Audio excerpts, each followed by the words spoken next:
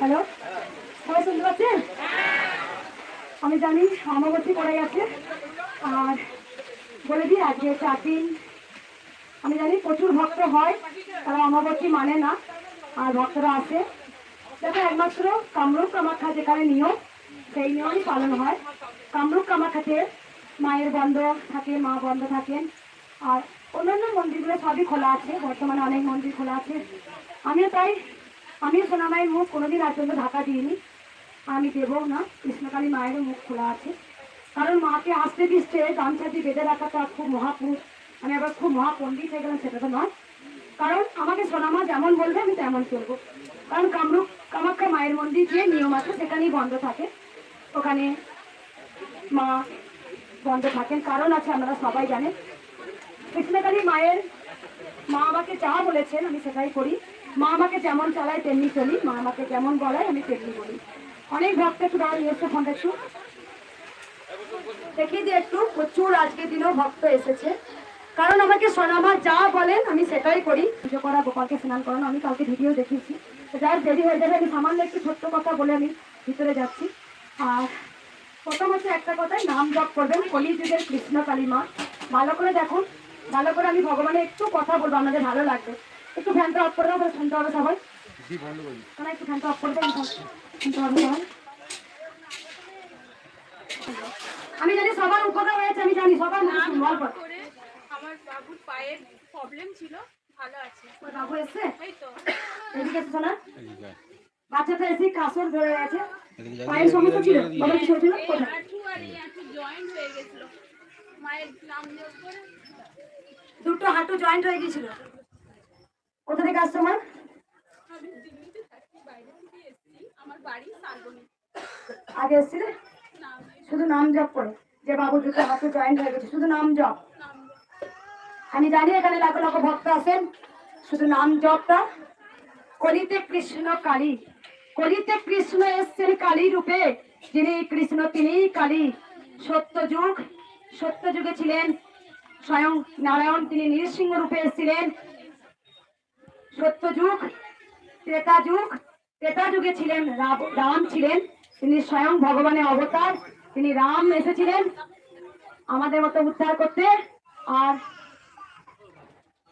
দাপর ধর্মান্তরে করে এসেছি, সেই পুণ্যের ফল হয়তো তোলা ছিল, তাই কলিযুগের মা এসেছেন।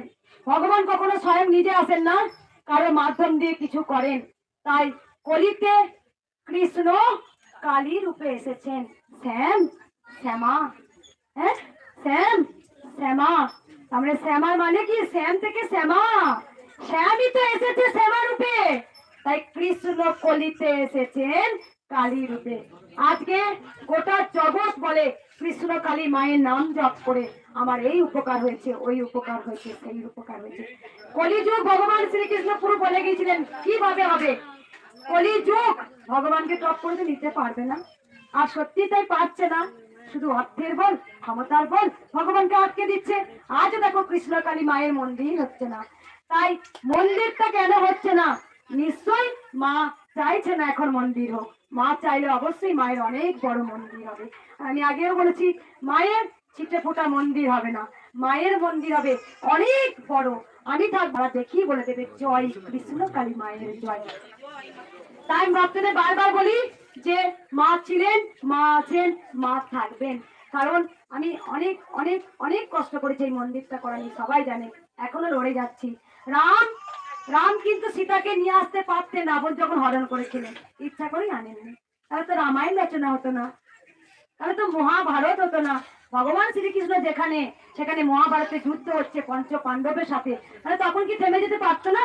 পারেনি। তার কারণ হচ্ছে ভারত নামে রচনা হতো না, সেদিনই মহাভারত। তাই কৃষ্ণকালী মায়ের মন্দিরটা তাই পৃথিবীটা তো নয়, মা জাগিয়ে দিচ্ছে গোটা পৃথিবীকে।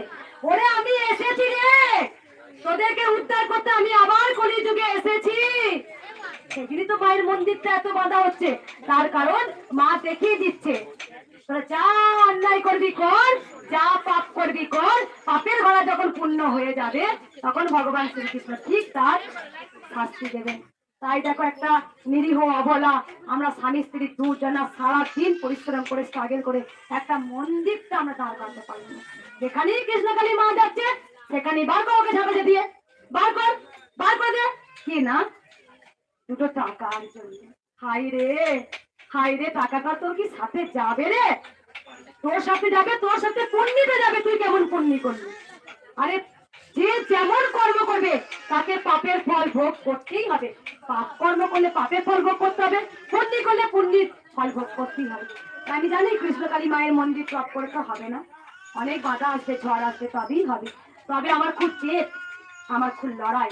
আমি বলেছি অ্যালফা এডিশন বাল্ব আবিষ্কার করতে গিয়ে যদি 999 বার ফেলিওর হওয়ার পর তারপরে যদি তার মনে যদি জোর থাকতে পারে যে আমি বাল্ব আবিষ্কার করবো, তিনারা যদি বলতে পারেন, তিনারা যদি করতে পারেন, তাহলে আমি কেন পারবো না?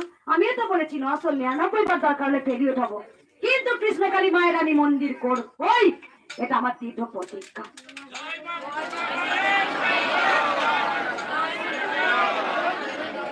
আর কার উপকার চলে একটু শুনবো, কার বলে উপকার হয়েছে, আর কোন মা বলে উপকার হয়েছে, এটা দাঁড়িয়ে বললো, বলো না। আমার প্রমাকে দেখায় শোনায় না হয়েছে, কিন্তু আমি মায়ের শরণ নিয়েছি ঘরে জব করছি। আর এখানে কোন মা বলো, মা দেখা দাদা খুলে এসে বলেছে এদিকে এসে, ওই দেখো বলো এসছিলে প্রথম। আর ওই যে কোন মা বললো উপকার হয়েছে, উপকার হয়েছে বাচ্চাটা একবার এসছে, চুপ করো একবার। যে বাচ্চা কাঁদছে বাইরে নিয়ে যাও, আমি তাকে আগে দেখবো, কষ্ট দেবে না, বাচ্চাগুলোকে বাইরে নিয়ে যাও, আমি তাদেরকে আগে দেখবো, লাইন দিতে হবে না, বাচ্চাগুলোকে বাইরে নিয়ে যাও। বলো বেটা। একবার আসছিলাম 1 মাস আগে, আচ্ছা ওর একটু খিচুড়ি হতো, দিনে 3 বার 4 চুপ বার করো। 4 বার করে খিচুড়ি হতো, একাই পড়ে যেত, চিল্লাতো। ব্যাঙ্গালোর ডাক্তার দেখাইছি, নাম জপ করতে করতে এখানে আসছি, একবারেই উপকার হয় না ওটা। ওটা মা তুমি গামলা ভর্তি জানি মায়ের জন্য পুজো নিয়েছো, কোথায় নিয়ে এসো, ফোনটা নিয়ে এসো। আমি বারবার বলছি দেখো যে মায়ের বাচ্চাটা কত বয়স, 6 বছর, প্রচন্ড খিচুড়ি হতো, একবারই এসেছিলে বাবা, পুরো চেঞ্জ। তাই মা আজকে গামলা ভর্তি পুজো নিয়ে এসছে, আমরা একটু সোচো, এই মা গামলা ভর্তি পুজো নিয়ে এসছে, বাচ্চাটা একবারই এসছে, খিচুড়ি হতো, সেখানে পুরো একদম সুস্থ, মা আবার এসছে। কোথা থেকে আসছো বাবা? মালদা থেকে। মালদা আমার প্রচুর ভক্ত আছে, অনেক ভক্ত আছে। আর কার বললে, আর কার বললে উপকার হয়েছিল তোমার? বলো এখান থেকে শুনে নি, বলো একটু কি উপকার হয়েছে শুনি। চোখে, চোখে কি ঢুকে গেছিল? সিমেন্ট গুলো ঢুকে গেছিল।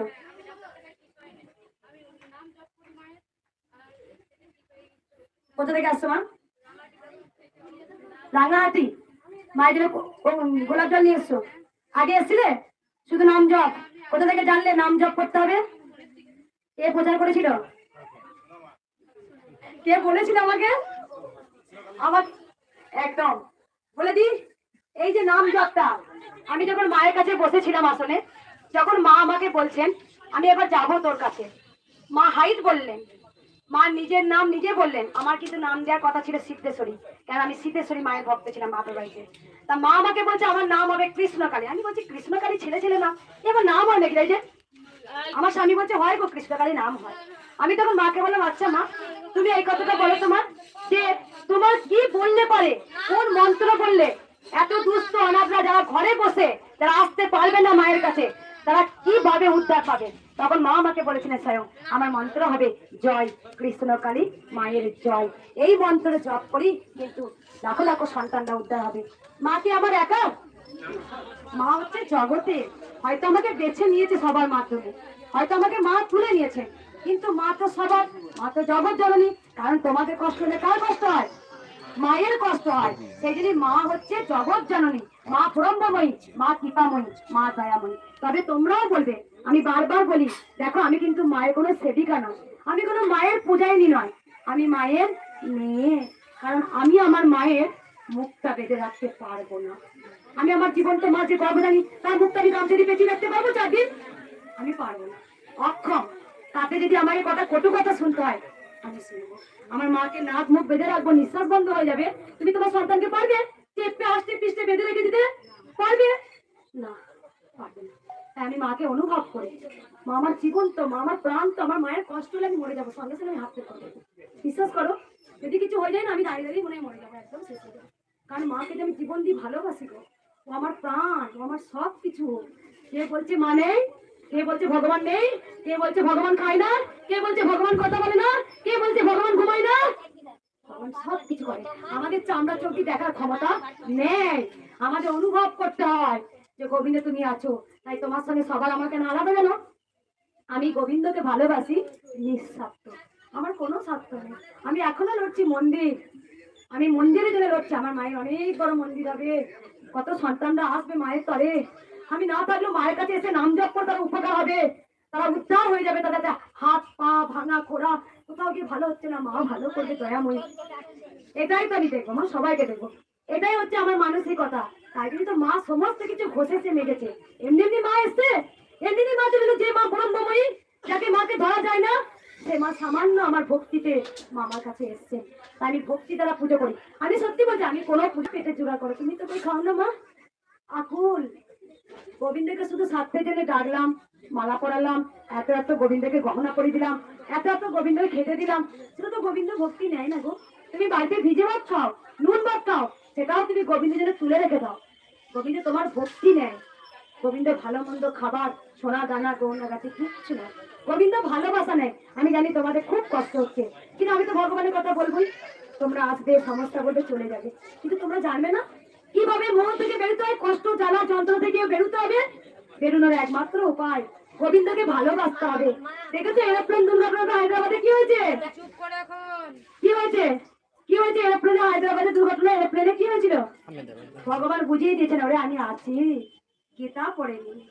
কারণ গীতাতে ভগবান শ্রীকৃষ্ণ যে বাস, ভগবান কৃষ্ণ রে আমি চলে এসেছি, এবার তোর শোধন মূল হৃদয় থেকে শোধন, পরিবর্তন, আর পাপ কর্ম করিস না।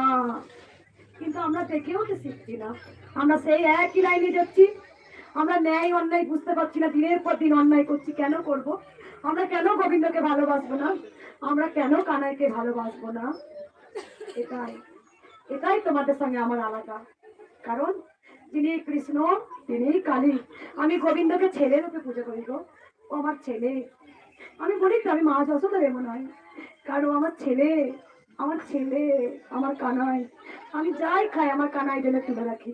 আমি জানি আমার কানাই ঠিক এসে সেবা করবে, আর কিচ্ছু বলবে না। আমি শুধু বারবার বলি, তোমরাও বলবে তুমি গোবিন্দকে ছেলে রূপে পুজো করো, বন্ধু রূপে পুজো করো। আমি যেমন মাকে বলি, ও মা আমি তো তোমার পূজাইনি নয়, তোমরাও বলো আমরাও মায়ের মেয়ে। কেন বলবে না? বলবে, দেখবে একটা ভেতর থেকে একটা অন্যরকম ভালোবাসা জন্মায়। আমি যেমন বলি আমি তোমার পূজাইনি, তোমার মেয়ে মা, আমি তোমার নয় ভক্ত সেবা করি। তাদের যে দুঃখ সমস্যা তোমরা জেনে গেছো যে একমাত্র কৃষ্ণকালী মা স্বয়ং আমাকে বলেছিলেন এই মন্ত্র জপ করতে। তো আমি নাই বলতে পেরেছি, তো মা বলেছেন আমাকে। হয়তো ভালোবাসেন, মায়ের কোনো ভালোবাসা ছিল। যাই হোক, আর কিচ্ছু বলবো না। তোমরা আর একটু আমাদের কষ্ট করো, মাকে আমি শাড়ি পরাবো, আলতা পরাবো, সিঁদুর পরাবো, মাকে আমি সেবা দেবো। আর একটু তোমরা আমার জন্য কষ্ট করো।